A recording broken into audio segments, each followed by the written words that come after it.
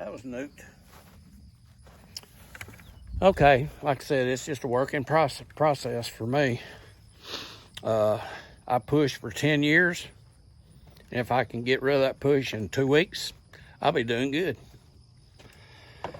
But anyway, what I wanted to really talk about is laid out here tonight, and you see that's where I've been hitting balls right over here. We got housing going up right now, and I'm not going to have too much more time to hit balls out here, but anyway, it is what it is, right? But I wanted to talk about the people that are on this channel. You got some really good people on this channel. You got a smorgasbord of information that a lot of people are bringing to the table that can fill your plate up with and use for you to become a better golfer than you are right now. Okay, you got Dave Ford. He's a tall, lanky dude that's a little bit younger than me, but is very athletic and very flexible. You can take what he shows and you can probably build a swing out of that. I'm not saying copy him, I'm just saying listen to him and understand what he's doing, because we all have the same ingredients. All of us. Diz, myself, JB, Tom, all of us have the same ingredients going on in our swing. They just look different because we are different.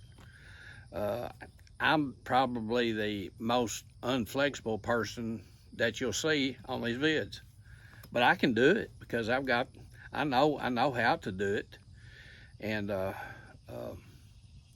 but I'm not as flexible as Dave, and I'm sure not as flexible as Diz, and even JB is more flexible than I am, and he's like 6'4", 280 or 260 or whatever he is now. But he knows motion. He knows about how the body moves. Dave is the scientist behind it all. I mean, he's just locked into the scientist part of it. Diz, he's the Mad Hatter. Okay, he just grabs stuff and just makes it happen. Okay. He's very, very athletic, and he knows what he's doing. So you young people should check out Diz, the stuff that he puts up. Older people that are more flexible and everything should check out probably Dave or even Tom. If you're not very flexible, you should probably listen to me. But what I'm saying is, we all use the same ingredients, but the cakes don't look the same after they bake, okay? Because their DNA is not the same, but we're using the same stuff, the same ingredients. The brakes, cross lateral squeeze, the opposition, the containment, and all that other stuff. That's what we're doing. That's the most important part of the golf swing, I think. Well, really, I think the most important part of the golf swing is understanding the brake system. If you understand the brake system, you can build a golf swing around that if you just know the brake system. If you don't know the brake system, what happens is this, and this is most amateurs. Just a minute. When I set up, I've got a brake system on the right and one on the left. Okay, when I set up, I'm going to just bring it back so far because this brake is holding me, but my motion is going to continue until it stops. This brake stops it right here. Okay, if I did not have a brake, it would keep going around like this. Same thing holds true on this side. When I've got a brake on this side, which I do, I swing around that brake or into that brake, and that's how it ends up. If I did not have this brake on this side, what would happen is I would spin out. So, to me, the brake system is probably the best thing that you can learn how to do. And once you do that, the squeeze kind of becomes automatic, and it just makes the you remember me talking about, you gotta understand your limitations, how far you need to go and all that stuff. The brakes stops you from going farther than what you really need to go, okay? Now tomorrow, I'm gonna talk about the tailbone, the sacrum, and how I don't know if I'm gonna put it in my game or not. I don't even know if I can do it. But the sacrum, the tailbone, let me show you right fast. Tailbone, this part right here, right there, okay?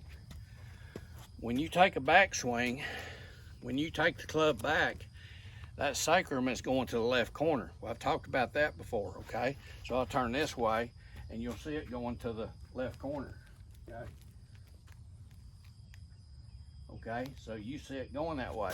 Now, if you take that sacrum and you leave it there, right here, and come this way, you're just totally screwed.